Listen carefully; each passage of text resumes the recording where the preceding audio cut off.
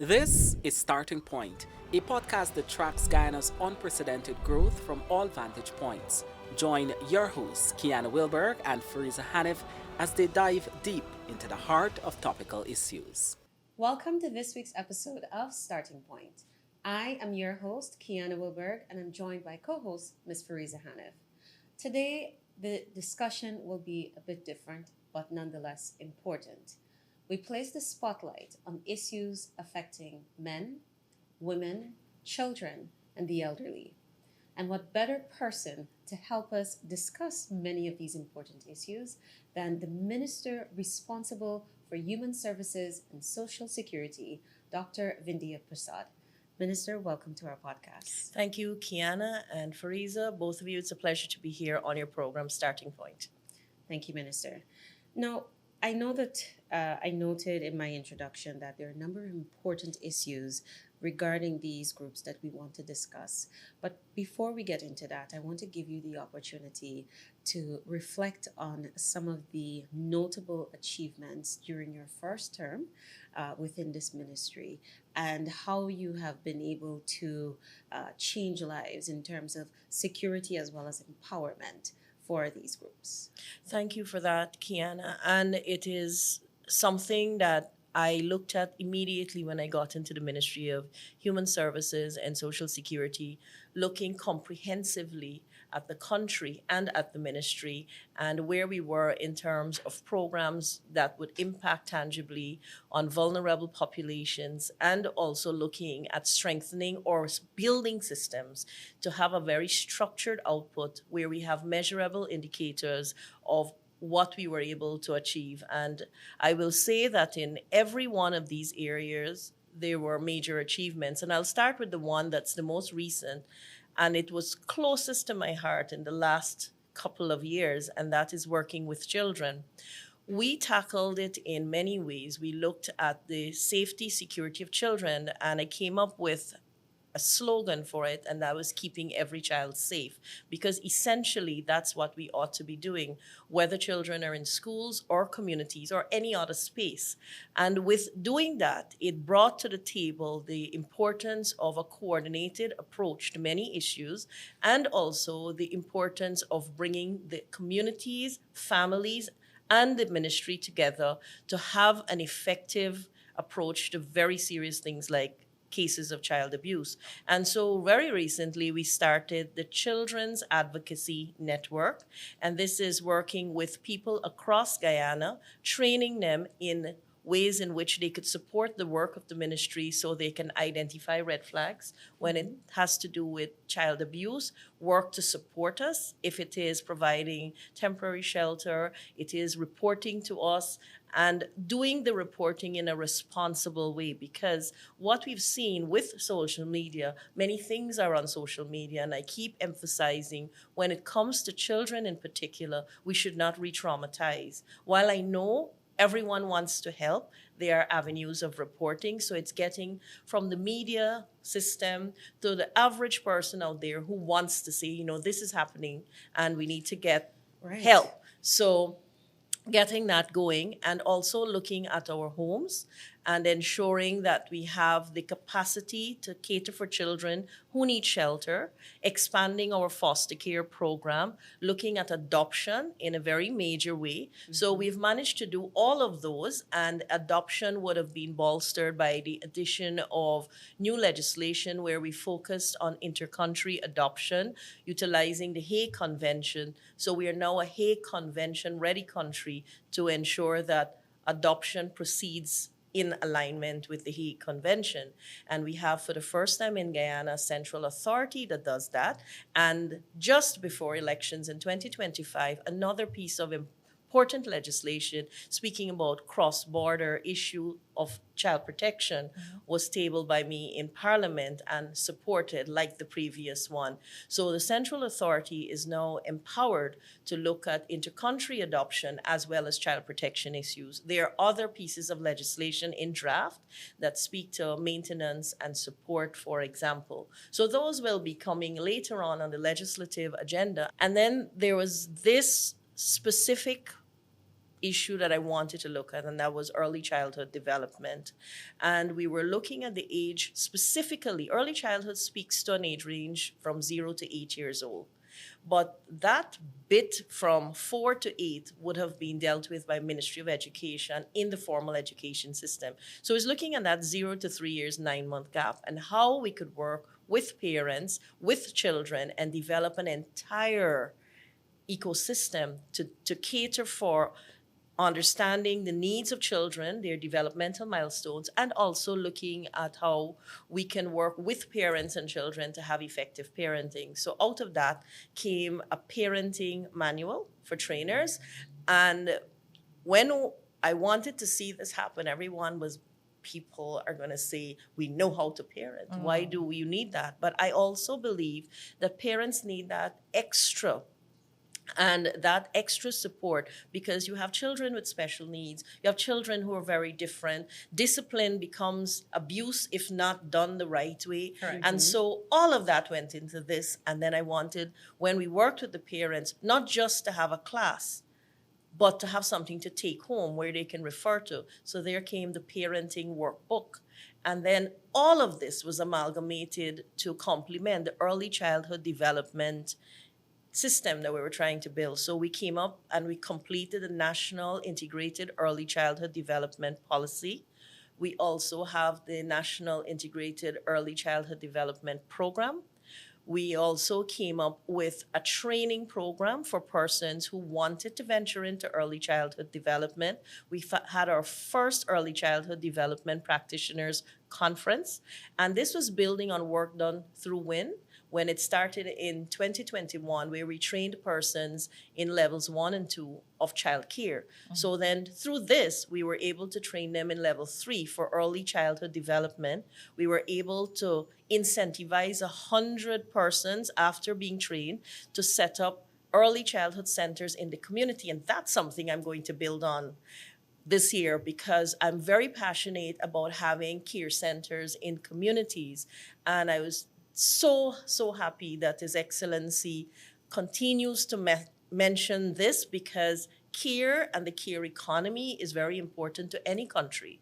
If we want to empower women to venture into the labor force, if we want to give parents the opportunity to get out there and really utilize their whole potential. So coming out of this early childhood development initiative, we were able to help those women to start using our home-based care policy, which was a new policy for ISA. And that is going to morph into where I want to see it go. I had initial discussions working with the private sector, building public-private partnerships so that every employment agency has a care center.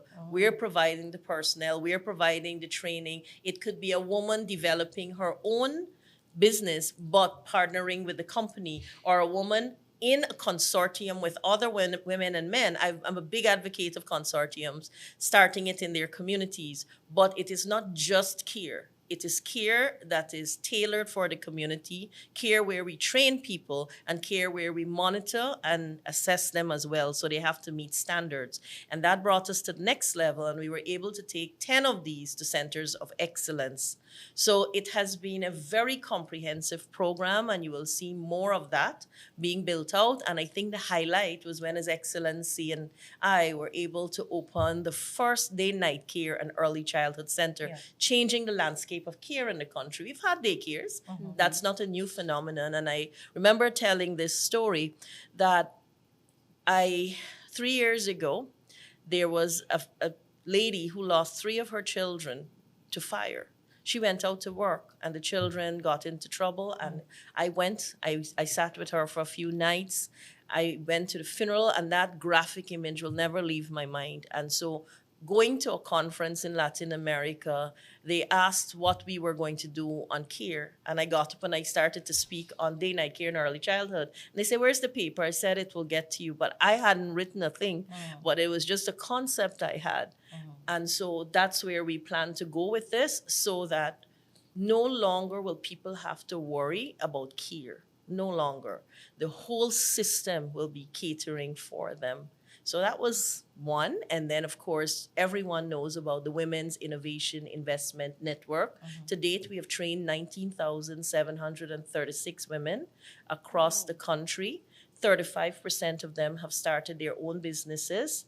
28% of them have gained employment. And we're working on more public and private sector employers utilizing the skills of these women, recognizing the certification, because in conceptualizing the WIN program and rolling it out in 2021, the idea was not just to train, because you have a lot of training programs. One, to make it free. Two, to make it women-centric. Three, to remove the barriers so that there is no prerequisite for women to enter the program. Three, to make it no age limit necessary. So we've managed to do that, and we have been training in every region.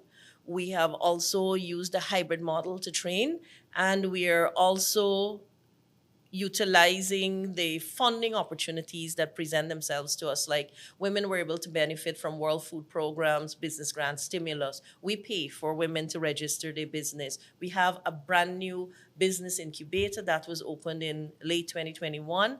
And so women have access to quality control, marketing, and packaging, and business literacy, financial development, when the business clinics, all of that is built into the WIN program. And then came the idea of how, in addition to the accredited programs that we were offering in partnership with Nations Inc., with UK ABMA certification, Action Invest, and Reutech with UE certification, how could we add to that? And so I met with Coursera and pioneered the Coursera programs in Guyana, where there were stackable courses which allowed us private authorship. And so we were able to see levels 1, 2, 3 of different programs being offered on the online platform.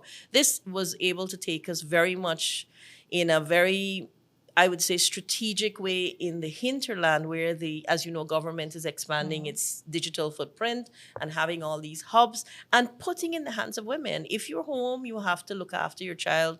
You just are not able to go out. You have access to these programs at home. You can be qualified. We have WhatsApp groups set up to help women. But I know you probably want to ask me a lot, but Yes. I would say those are two of many, and I'm happy to share as we go through the program, the other major things that we would have accomplished. Yeah. Yes, Minister, I'm happy that you expounded on what is really being done to not just transform the way in which women are able to contribute to society and to give them that access. But I also appreciate the time that you took to explain that it's all part of this new concept called the care economy.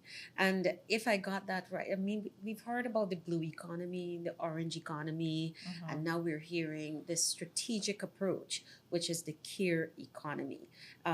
Are you working to build out, strengthen that, and perhaps present it to the public, or have some sort of consultation with the public? Because I think this is a new concept. It's interesting, and I know people would love to engage you on it. I will definitely be doing that. And ahead of, or just after, we opened the second day night care and early childhood development center. The first was in Region 3. The next one will be in Region 4.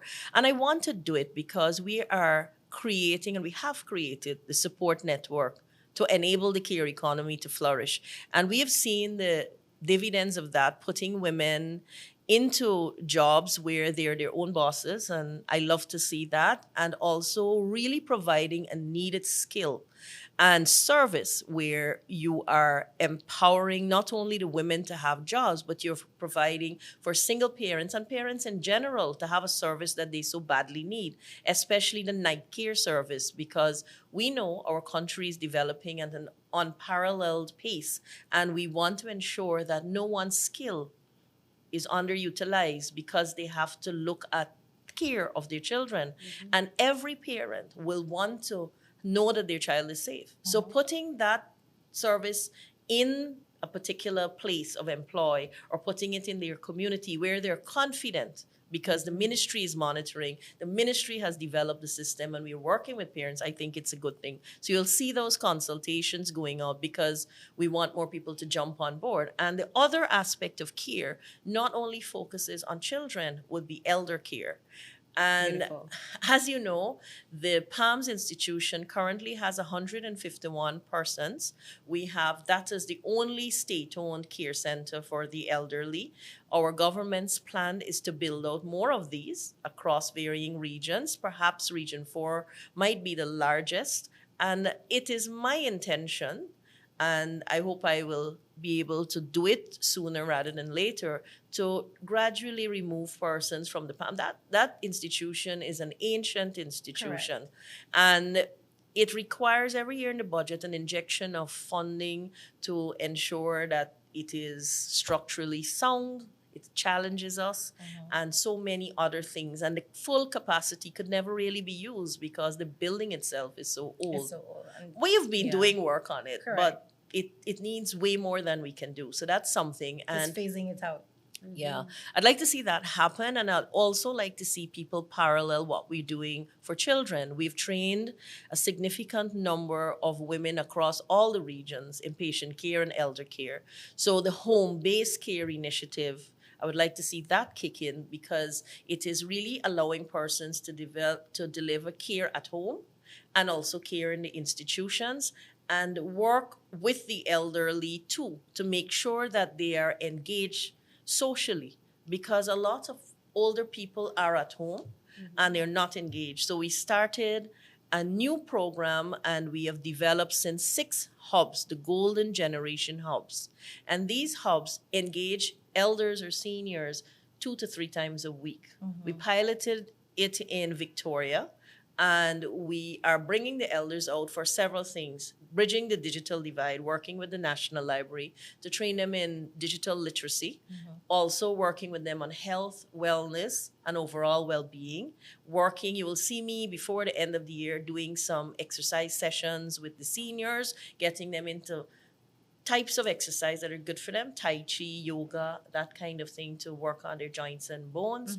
You will also see them doing a lot of recreational activities. This month is Month of the Elderly. We had a very nice session at the Roundhouse at the Seawall on the 2nd of October.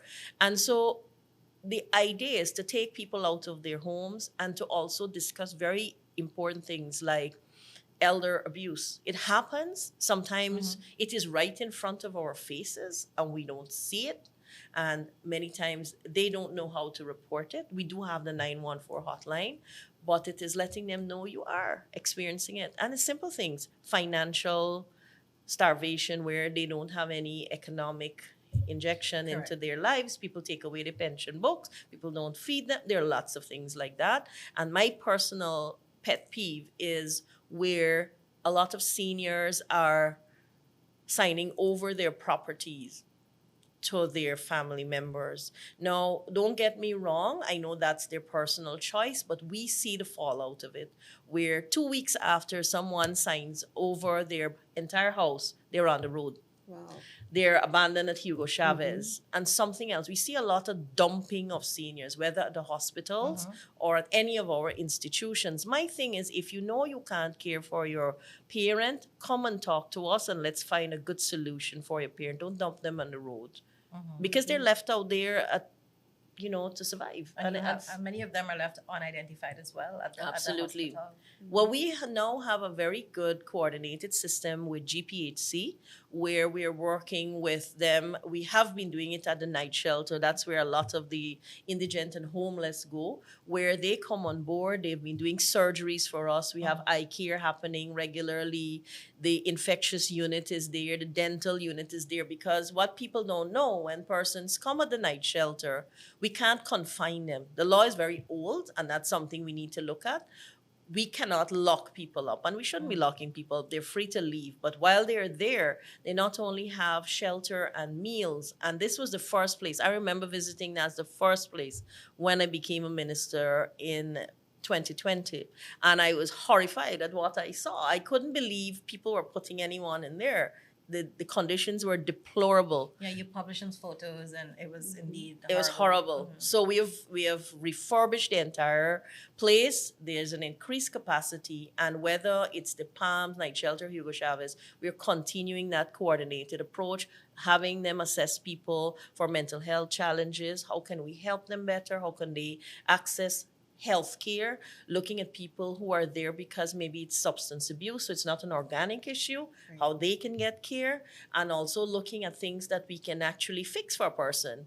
It might be an eye care issue, it might be anything else surgical, and working in that line to make sure they have holistic care. But it really comes back to families out there and people being caring. I mean, there's no other way to put it. People being caring and not just taking from the older folk and leaving them to. I tell them, I always say to them, I say, tell anybody if they have a problem, come and talk to me. When I go out there, I say, don't sign over. Stay in your house, live there, and make a will. Correct. We must promote the will making thing so that people are not left on their own. Minister, a lot of your programs must be commended at the ministry. I mean, word does not get out as much as it should because there's so much that you're doing, and you're focused on, like you said, the care economy, the children, the elderly.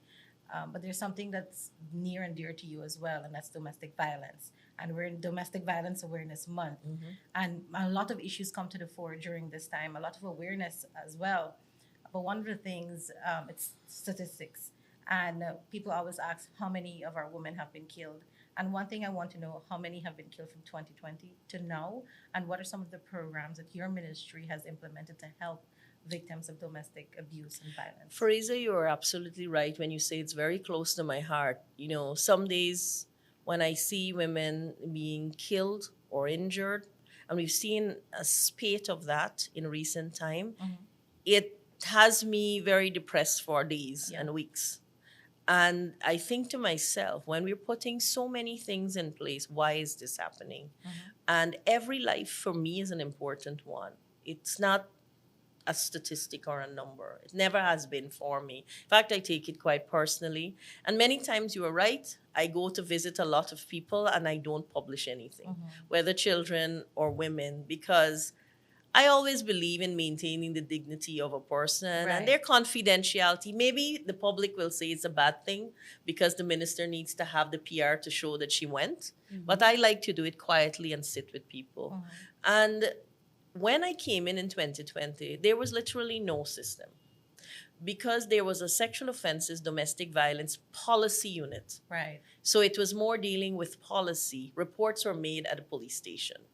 And yes, they had some sort of arrangement. But when I came in, I looked at it holistically.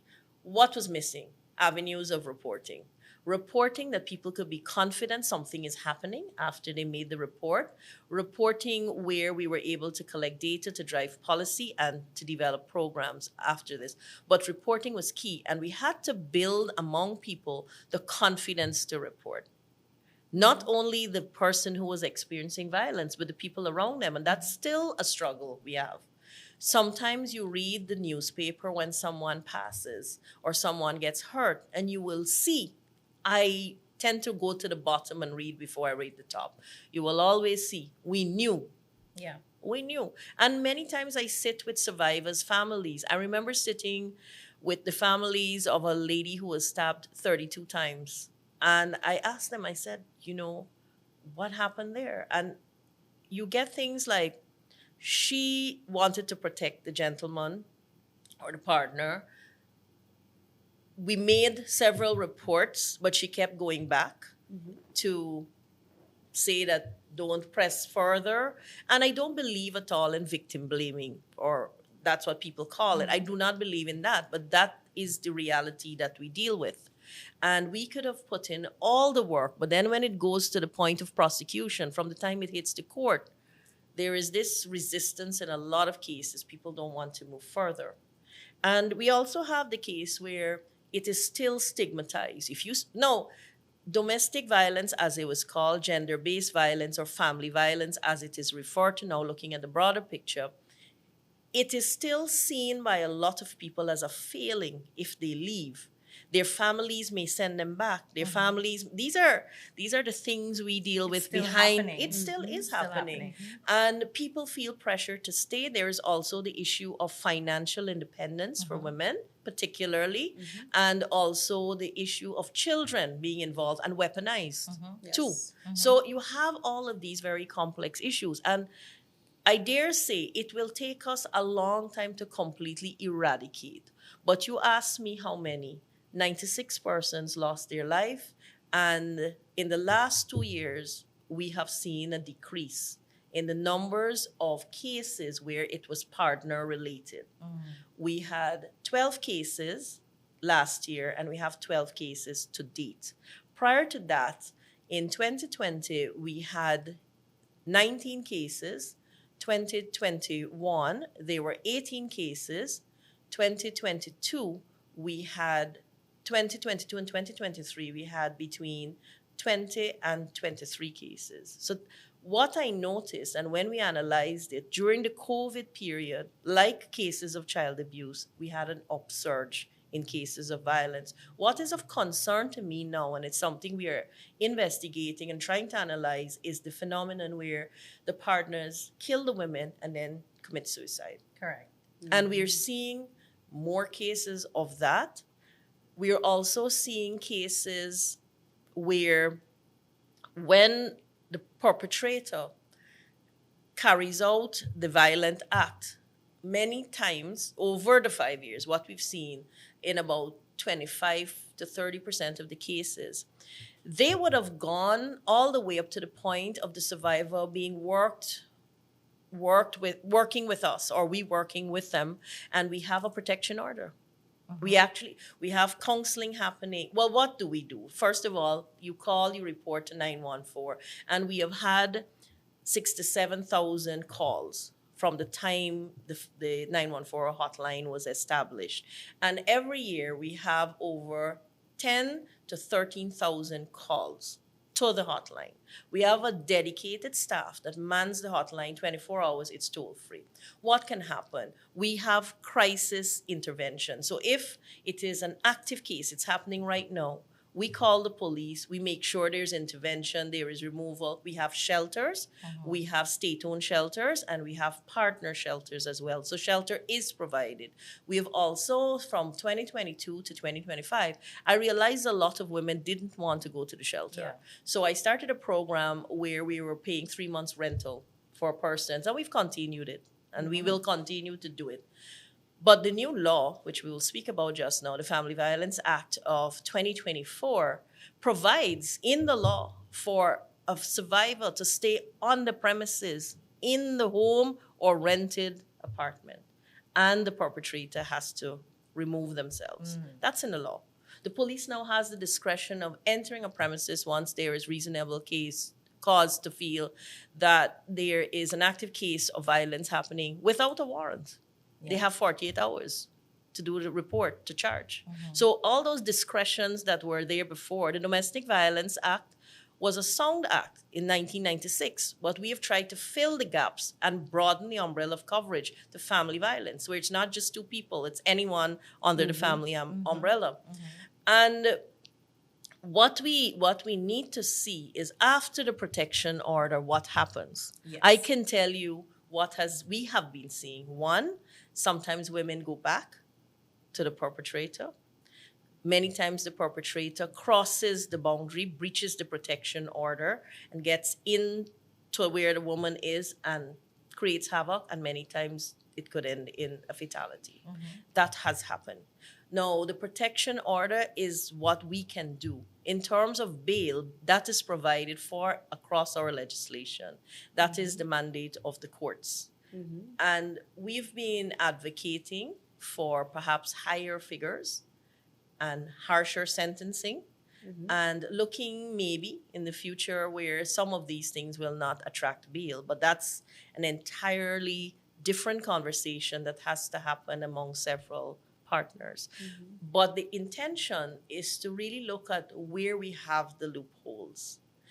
Because the reality is, once someone comes out on bail, nowhere in the world will a policeman follow that person around to know see where where they're they are going. going. So they can cause harm. And in a lot of the cases you've seen, the Ministry of Human Services would have worked with these persons, some who lost their lives, all the way up to the protection order. Yeah. And would have been working with them, providing things like trauma-focused counseling, shelter support, financial support, all the different elements of support that we offer. And then something like that happens. And it devastates us because, we take every case personally, especially when the case is very traumatic and we know of it. We've had cases where, many times I am involved, and at that time, Minister Ben, we would have to personally be involved to track down cases. And we don't go out there and publicize these things, but we are personally involved, and sleepless nights, many days, trying to find a perpetrator, find somebody. They might be posted on social media. There is no information. We Just have a to photo find and a them, name, yeah. and those kinds of things. But at the end of the day, we want to help them. Right. That is what our mandate requires. So this issue of gender-based violence is so multidimensional.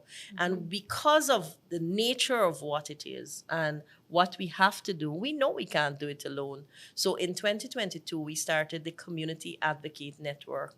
And to date, we have 1,200 Guyanese across all regions who work with us. They're on the ground, they work with us, they provide information, they help with reporting, they help with support, and those are things that we want to see continue. And we train them to be able to work with us. We want to expand that. So going forward, because look, we need the help. We are not everywhere. We can't know realistically everything.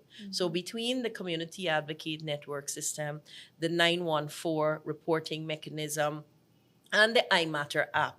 Now, this was very early in late 2021 into 2022. We worked on the iMatter app, making it the first digital app in the entire Caribbean and Latin America.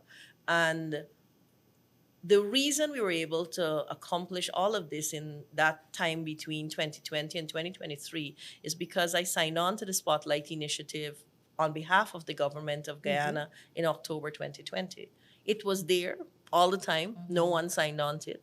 And we were able, even though we were 8 months late in signing on, after every other country, Guyana was able to set the standard and develop the model that is comprehensive and that the entire Caribbean and Latin America is wanting to have, and Spotlight acknowledged that. In fact, I'm the only minister of government of any country who sat on the board to assess countries and to look at... What is the Spotlight Initiative? Spotlight Initiative is an initiative that was done in several countries across the world where there was dedicated work and funding by EU, implemented by UN in partnership with governments and NGOs to tackle violence against women and girls. Okay. And so we got support from UNFPA, UNICEF, UN Women, UNDP to do a lot of the groundwork that we needed to do to get these programs off the ground. While they were ideas coming out of the ministry and me and so on, we needed that kind of technical support and funding. And so we were able to do a lot of that. And we were able to have the law, and we were able to do that with support from the Ministry of Legal Affairs and also the Spotlight Initiative. We were able to do the gender-based violence policy framework, the gender-based violence policy, the harassment policy, the draft harassment bill. All those things are there. And we have also developed this kind of broad system that I'm speaking of. So iMatter came out of that, and we built an app where when you open the app, and we have had over 1,000 downloads of the app from the Google Store. We don't have the figures of the Apple Store. We can't access that, but there are probably more. And you have a panic button when you open the phone that connects you to 914. You have all the resources that exist across the country, where to go, who to go to, what is GBV, and it's done in a very age-targeted way. So you have for teens and all of that. And we have recently, as in this year, done a live chat feature. So people can chat with us if they can't call us, and we are able to respond whether with counseling or action. We are working on two things. You've heard the president speak about having a panic button Yes. And so that is an initiative that will kickstart, and where the thinking is coming from. And I was saying that we need to have something where women who are at the highest risk, they have come to us, we know they are at risk, they've gotten a protection order, they can have this panic button. And so once the panic button is utilized, it alerts not only us, but the police. So we respond immediately. Now, the next one that we're working on directly is using the iMatter app and putting a silent alert system on that. And this is going to be brand new. So you're putting that in the hands of everybody, practically, once you have a phone. The panic button on the iMatter app. Yes. That already exists. It already exists. And the one that the president announced is It's a separate, feature. like a separate thing You can, that you're like not on the tangible. phone. It's tangible. Okay. But the other one that we are going to do is the silent alarm system that is on the iMatter app. So we're building out that ability to use a device you have all the time on you and ensuring that it networks and there's connectivity to the response system. So those are some of the main things. And the other thing that I noticed too when we looked at it were two things, if I say. One, there was no one to walk somebody through this thing. Right. You might be experiencing it, you don't know where to go, you're terrified. So we developed the Survivor Advocate program. And so now when someone reaches out to us, they're assigned to a Survivor Advocate. This is a person who takes them from reporting to every other service they need, all the way to the conclusion of their case. Walk them through the process. Yes. Support. Yes. as well. So you will also see us pushing to have more Survivor Advocates across the country. So we have more of these resources. So How that many so we have 20. advocates? So we have 27, Okay. and it fluctuates. Sometimes it is less, because people leave and they move into like another programmatic area or they move on to other things. So that program, and also we have to ensure that the police is trained. We have trained from 2021 to 2023, 50% of the Guyana police force. We would have trained them in the legislation, case management, professional engagement, and the program is called, I came with a name, Cop Squad. Yes. At that time, 2000, because I had this ambitious idea of 2,000 policemen being trained. We exceeded that number, so it's just Cop Squad. But they now are pinned with a badge that says to a person going in the station, that's a person who's trained with us. We have amplified that since, and we have gone beyond the classroom setting. We have been going to police station by police station. I've been on some of those, and we are training the entire station. So from top level to junior ranks, they will be trained on the new Family Violence Act and all of the other elements necessary for their response. I will also be presenting to the new Minister of Home Affairs, in collaboration with UNFPA, the entire program that could be put into the academy, the police academy, on training in this way. So we are targeting when you come to the police academy and continuing education. It is completed, and I will have the pleasure of presenting that to her so that it is something she can utilize from our end, looking at this issue of gender-based violence, domestic violence, family violence. And in addition to that, the other thing I noticed was that people may report, but they might not get a medical, or they may do one or not any of these things because they didn't know where to go. So the thought of the Hope and Justice Center was born. In fact, probably about 10, 15 years ago, I went to South Africa, and I went to a conference, and I was listening to persons from various agencies from around the world, including Doctors Beyond Borders, and they do work all over the world. And they were talking about several strategies employed globally and so. And I came back with the idea. Then I never knew I was going to be sitting here. And I thought, why not have an integrated, comprehensive system where you put all the services under one roof? It would be cost effective, it would be a friendlier environment for persons to report, and it removes the barriers. It's not a stigmatized place. So came the idea of the Hope and Justice Centers. And I must thank the Attorney General for partnering with the Ministry of Human Services on this through the Impact Justice System and IDB. And so Hope was the part given by me, and Justice was coming from him. Yeah. And we put these two together, and what we have now and what we've had for almost 2 years is one in Lusignan and the other in Virgin, 2 centers, and we've had traffic of going to 2,500 persons going into those institutions. So it's like a year and a half roughly. And what they can do, they come right there, they make the police report, the medical is done right there, they have a survivor advocate, they get counseling, and they're put in the system, they have legal help. We have something that I introduced and did it in partnership with Guyana Bar Association called Legal Pro Bono. At that time, attorney at law Pauline Chase was the president of the Guyana Bar Association. And in signing off, we put right there 500 cases per year to be done free of cost for any person that experiences violence. And so that is also there at the Hope and Justice Center. And from the Ministry of Legal Affairs, you have attorneys, and they focus on that as well as restorative justice. So it's a very compact model, and I've had the pleasure in 2023 of taking my Caribbean counterparts to visit these centers, and a lot of them would like to mirror that in their countries so that they can have that kind of umbrella engagement. But, as I tell you this, what we need to realize, and we look at the figures and we're seeing all these numbers coming in, is that men are affected, but 80% of women tend to be recorded, and the men are slowly increasing in number. And this year's 333 men would have made reports as compared to any other year, if I have to say. Reports of domestic violence. Yeah. So that's one thing I wanted to clarify with you. You said 96 deaths recorded between 2022. Now, does that include the men as well? Because we've had some cases yes, of and women all killing their husbands or partners. all the cases would have been just partner reported that I mentioned in the 96. Yeah. Okay. And all of these programs and services that your ministry is offering for victims of domestic violence also targets men. Yes, and I'm going to tell you something that was the missing part of the entire thing. Okay. So they do, because the programs are gender neutral. Correct. But men tend to think that when we respond, it doesn't really move in their direction. So we did several things. We have the Bridging the Gap policy that focuses on men in particular.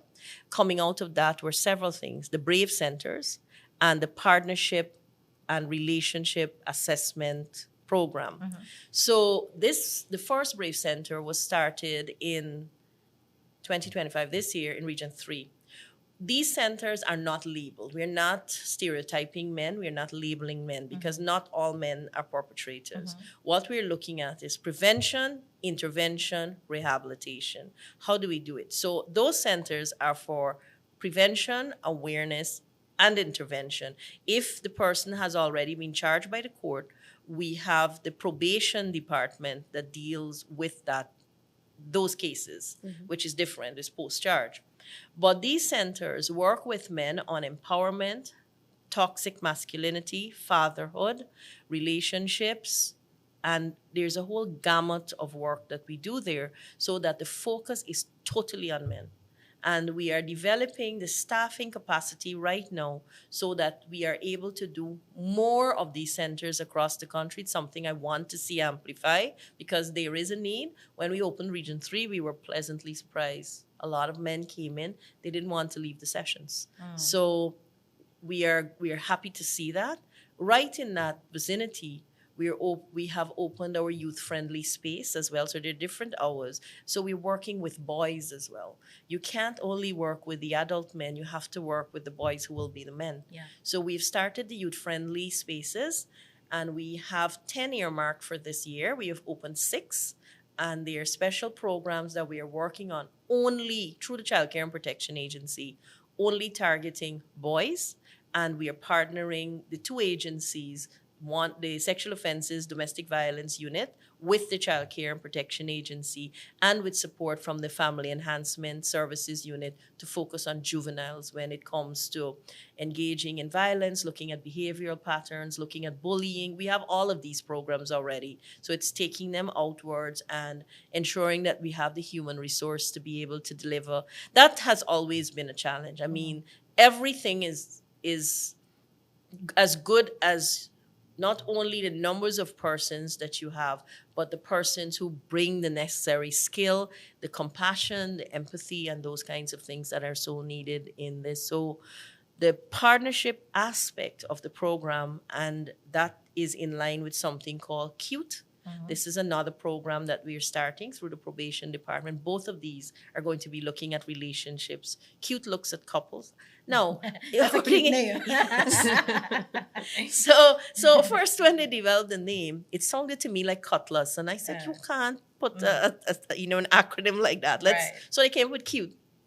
And this is working directly with couples perhaps early in their relationship, but definitely couples having problems. But the partnership part, What types of problems? maybe they might have emotional issues, communication issues, anything really.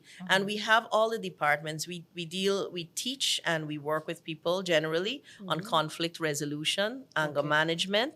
Those are two elements we've put in the Brave Centers as well, because anger is a thing that is normal and healthy, but when it erupts and it's not channeled, it can lead to violence and people getting hurt and harmed. And so we have those programs. So CUTE and the PAR program will focus heavily on relationships. The PAR program focuses heavily on men in relationships. How do you approach your relationship? If there's a problem in a relationship, everyone has a problem. How do you as a man deal with it? And it's not going to be a woman telling you how to deal with it. We're trying to develop a cadre of men who are going to be manning this program. Okay, yeah. So this is to be rolled out soon. the Brave Center is there, but this element of it of PAR and CUTE, both of them will be in 2026. Minister, you listed a number of programs and services, both for men, women, children, the elderly.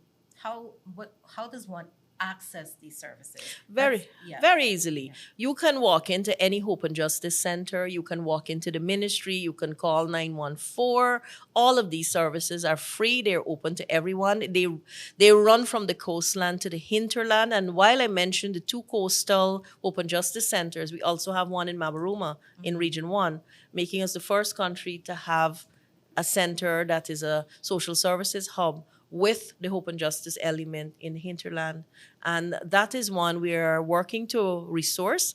And because I noticed in the hinterland there was difficulty getting persons who were trained, you will see rolling out very soon the paraprofessional training program that we're working on under the WIN banner, but in partnership with the University of Guyana and their social work department, along with the Professional Social Workers Association, to fill that void, whereas persons who are desirous of going into social work, this is the launch pad. We train you, you work with us, and you have an open door to IDCE and the social work program. So it is targeting that because, look, let us face it, 10 people or 20 people can't target and be successful in dealing with the magnitude of what these social issues bring with them. Definitely. Minister, I want to touch on two things that you mentioned. I really love that idea about the CUTE program because healthy relationships and navigating that, sometimes the issues in going through that is what often or sometimes leads to some of the violent cases that we see. And I really think that it's an important program. And I want to get your take on degrees of control in a relationship. There are some women who will be looking at this program, they're interested in this CUTE program, and they want to have an understanding from you. You know, what are your thoughts on certain issues in interacting with a partner? For example, privacy issues. What are some red flags? Like, for example, your partner running your phone, your partner telling you you're not allowed to go here or there. What are some red flags as we await this program that you'd say they should be on the lookout for? Yes. Now, you highlighted some of the main aspects. They would be big red flags, in my opinion. And I think when one goes into a relationship, people go into relationships for many reasons. And every relationship must have boundaries. And I think when someone enters a relationship, they must discuss those boundaries, maintaining an independent space, maintaining one's independence, maintaining the ability to have open communication channels, frank communication, because a lot of what is happening too could be miscommunication, could be interference from a third party, could also be social media. And then, of course, there's the healthy dose of jealousy that we see in a lot of relationships that tend to have people running somebody's phone. And what happens is the control phenomenon where there's gaslighting, there is emotional manipulation, and there's also pulling a person away from the, I'm using that simple language, pulling a person away from family and friends and making them seemingly diminished in their own eyes. They will be blamed for things that really it's not their fault. They will be told that they're no good, and then that control mechanism, their confidence, exactly, isolating them exactly. from their family And women friends. have to guard against that. And a lot of women see these things, they hear these things from their friends, but sometimes they're so emotionally caught up in the relationship they don't leave. Or sometimes it is not only the emotional end of things, it's the financial security end of Correct. things. Because look, yesterday I have an open day every Tuesday, and I saw quite a few persons and many different issues. And one or two of the women said to me, but this is all I know. This is all I know. When I go out there, then what? And I said, but try our support services and gradually, move yourself away from that. But it's harder. And we've seen this to work with women who are more alienated from everyone else. When there's that total control, some women can't even leave their house without their partner.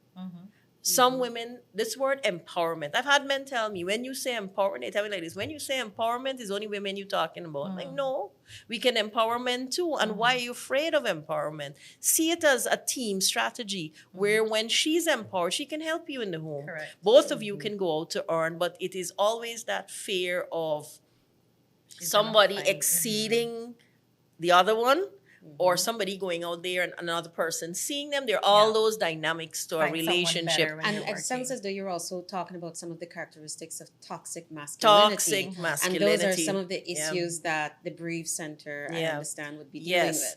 No, Kian and Fariz, I'm not going to sit here and tell you the Brave Center. Anything I've said is going to fix anything that we want to fix in 10 days, 2 months, or even a year. It's a process. And we are dealing with cultural ways of relationship management. We're dealing with different psyches. We're dealing with different behavioral patterns that may be engendered by exposure experiences growing up as children. We have seen, children see their parents dealing with conflict or dealing with anything using violence and kind of language they use. And that becomes normalized. And that for becomes them. normalized. So we're not dealing with a simple issue. We're dealing with a very difficult And issue. arranged weddings still happen. You're marrying someone you don't know. You don't know their behavior, their characters, the family background. So that also factors into the relationship you're gonna be I in. think we're seeing less of those, but I also think, and this is just a personal opinion, some people know the red flags before they even concretize their relationship. Correct.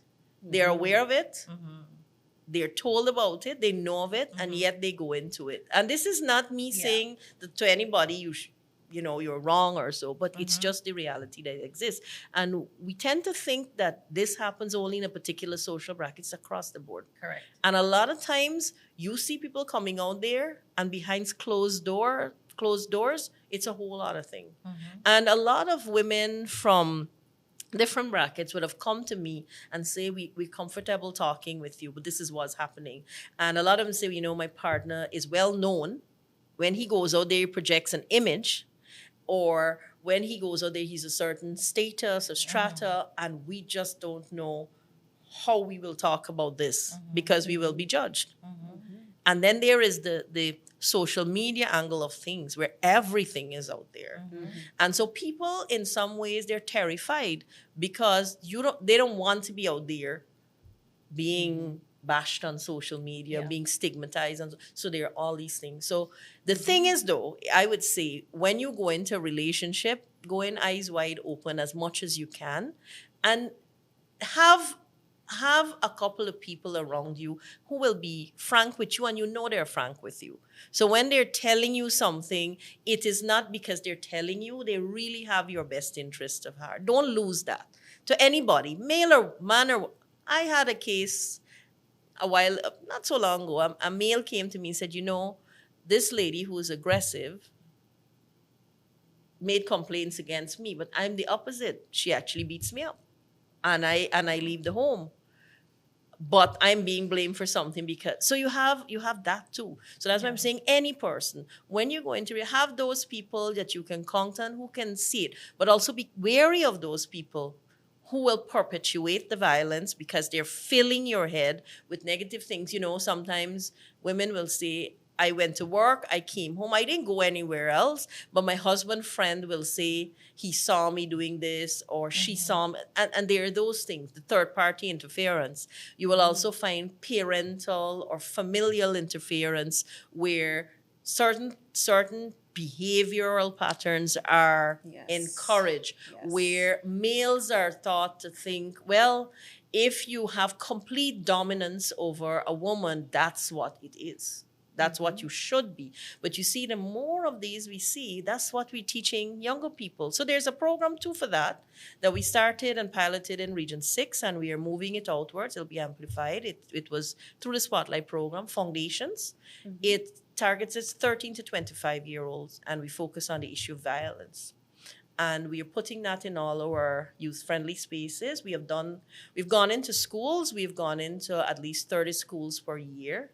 And we have focused on bullying, violence, use the Foundations program, and I'll be presenting to Minister of Education the policy, the programs, and some of the work that we have done so that she can choose. I know she's doing a consultation and she's going to do a few other things, but she can have some access to what we are doing as well, because we've done a good bit of work. But I believe that all of this needs to be consistent, whether in the school, in the home, in the community. There's got to be consistent work. Across the board too. Yeah. You see, a child may get all the good stuff at school, but then they go back home to the environment. Or vice versa, whichever. And then that child becomes a very troubled child, Minister, I know we spoke about the lives lost, but how many women has the system been able to save? Quite a lot of women. In fact, in terms of the numbers of calls we have had 100% intervention. 100% intervention in all the calls that we have gotten to date. Yeah. That's commendable. Yes, and they're in the thousands. Yes. They're in the thousands. And Minister, you spoke about a harassment bill that is coming. And Well, I think that's Those are very sensitive areas. We have a bill on harassment, a policy on harassment. We've had a lot of consultations. Those are things that I suppose as they unfold and as they become concretized, we have drafts. We can speak more on those things. But you see, violence in all of its forms, sexual, physical, interpersonal, some people say, we don't really say that now, we speak of gender-based violence, all of these things, they start from somewhere, and sometimes they're perpetrated too with the complementary harassment. And it's a thin line in a culturally warm society like the Caribbean. And I say that because things that in another part of the world people will say and term harassment are things that we do and we take for granted. Yeah. Like someone may throw their arm around and say, "Hi, how are you doing?" And it's a soups in office. Well, that I don't like that. Well, I have been a victim of harassment. I can tell you for a fact, Minister, that's the reason why I really don't walk the streets, because I have heard things that men say to me as I walk the streets. So, Fariza, you and a lot of women, I remember a young woman, we had an open mic at one of our sessions on 16 Days of Activism a couple of years ago, and she broke down in tears. She said, I don't walk the streets because of the disturbing and frankly nasty things people say about my body, about me, what they want to do. And I don't think anybody should be facing that. And that's why we haven't called it sexual harassment. We've said harassment because it happens in so many ways. But the street harassment, the enough, as you say, it's not only that, it's the commentary that follows. And it violates people. Yeah. Men and women violates people, and people people are very scarred by this. People might say, "Oh, that's stupidness. We've done that all the time, Or you're and sensitive. you're sensitive." Mm-hmm. But no, we are moving into a different environment. There are things like grooming that we talk about now that start with some form of putting your hand around the shoulder and these. So we have to be very conscious about the bigger problems that these things can lead to. And harassment has crossed the boundaries of just physical harassment. We have a bill, an act rather, cyber crimes. You talk about stalking on the net. You have all of these dimensions that previously, if you ask people 30 years ago, 40 years ago, what on earth are you talking about? Correct. But Talking these about are real. social media too, Minister, one of the things I see being weaponized as well, men who are men and sometimes even women, they release photographs that have been given to them on the internet as a means of vengeance or being vindictive or getting back. I mean, it's really troubling. So I suppose the bill will also So tackle some that of that, aspect but of some of harassment. it is also captured in the existing act. But the nude thing, when nude and photos and all of these things, I always ensure that in all the programs dealing with young people, we talk about it. Because people don't think beyond the moment when they do those things. What could be the repercussions, the consequences later on when those things have the potential to be released? And we've seen a lot of young people become mentally unhinged because of those things. They go into depression, all kinds of things happen. So here again, it's a personal choice to do that. But here again, you have to think, if I do this, then what?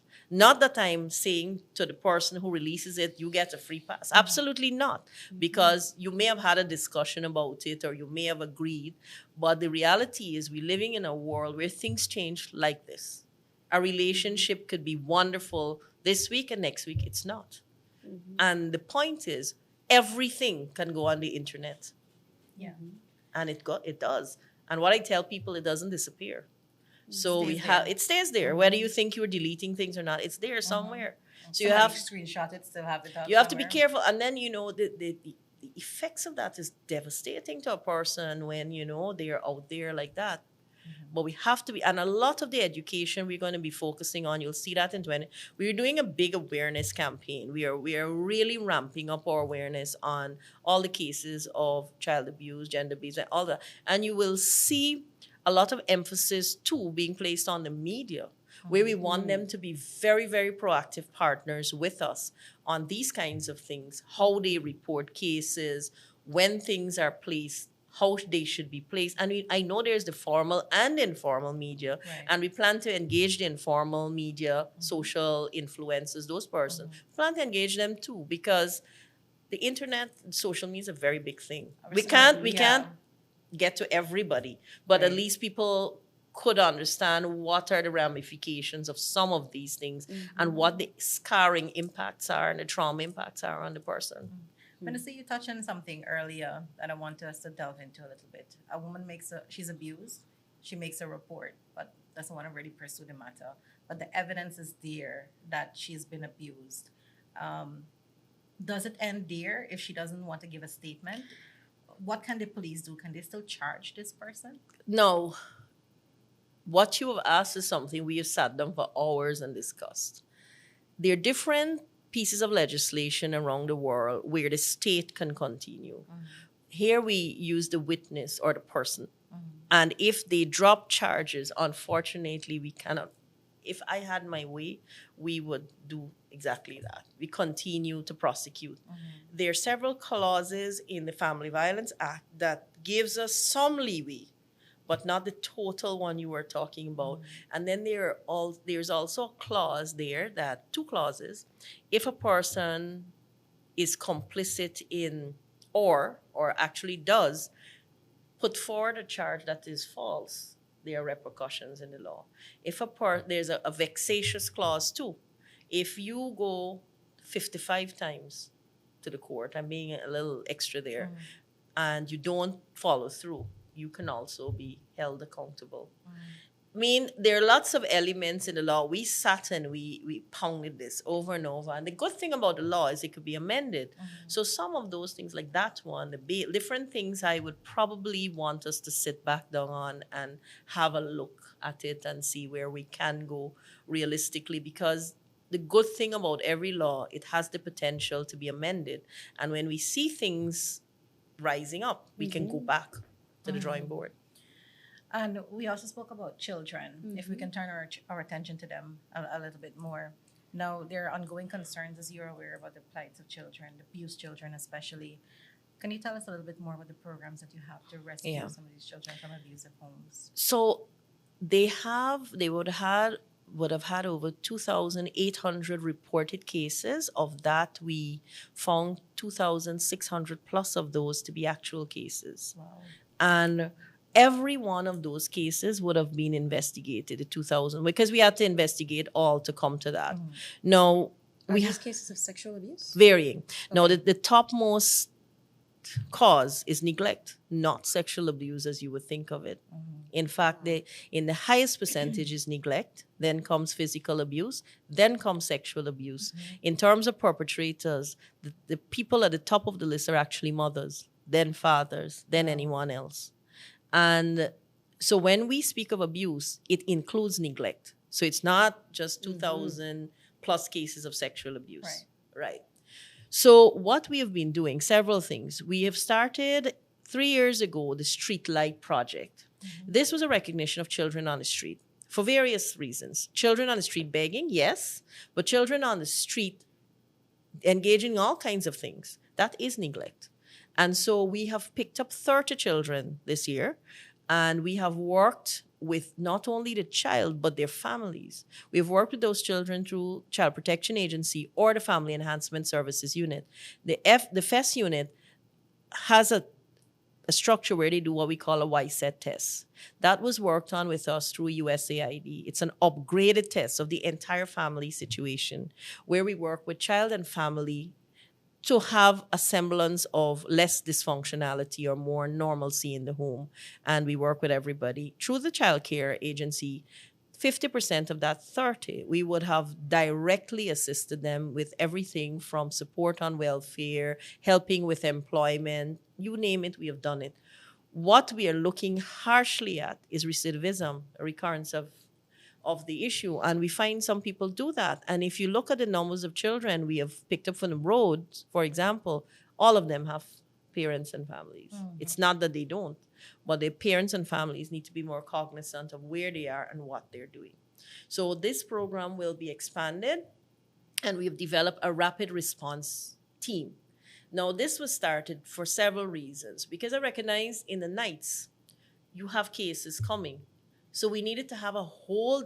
What was going on was the officers who work in the day, we had to find them, send them out. Sometimes you couldn't. You have to get the director herself going, or whoever needed to go, and things like that. So we're developing a whole team that works all through the night so that they can go out and, as the name suggests, rapid response, quickly, efficiently, and ensure that children are not on the streets or anywhere that they shouldn't be. And when a report is made, that action can happen right then. It's moving it in a whole different direction. It will not be 100% perfect, but it is getting the system to that level where it needs to be more responsive.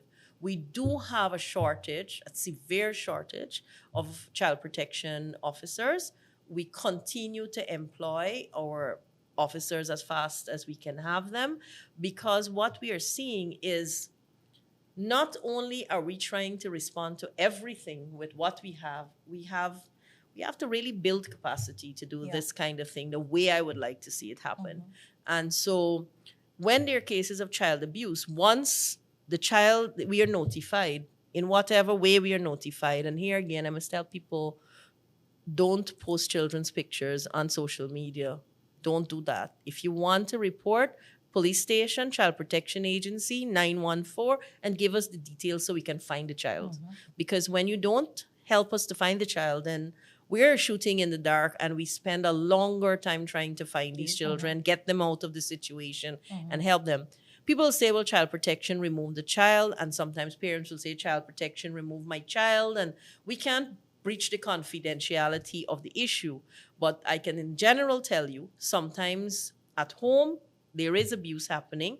It could be incest. It could be sexual abuse from a third party that has been brought into the home. Correct. It could be many times a family member. Most times that happens.